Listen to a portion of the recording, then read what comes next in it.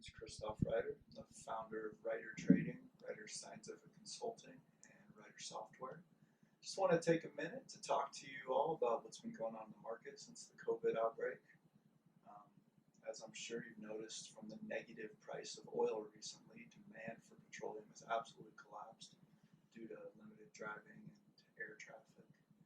So it's created a lot of fear in the used cooking oil industry about what's going to happen to pricing for our commodities. An interesting scenario has been taking place. You have plummeting demand on the petroleum side, but you also have plummeting supply on the used cooking oil side. Restaurants aren't open, bars aren't open, or at least not operating anywhere near capacity. So as a result, you've got a race to the bottom essentially between petroleum demand and fat and oil supply to the renewable fuel industry.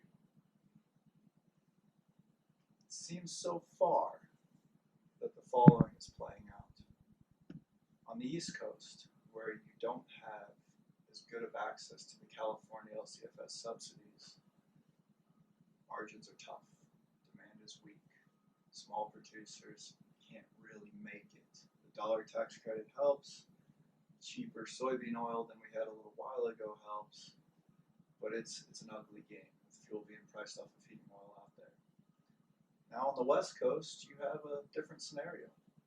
We have a situation where strong California subsidies worth nearly $2 a gallon on top of $1 per gallon federal subsidies, federal tax rebate plus RIN subsidies have provided for a profitable marketplace. Consequently, used cooking oil pricing on the West Coast, due to its extremely limited supply right now due to restaurant shutdowns, is holding its price really well. In some cases, you're even seeing some uppricing as a few people short cover to get enough material to fulfill their contracts that were written months ago.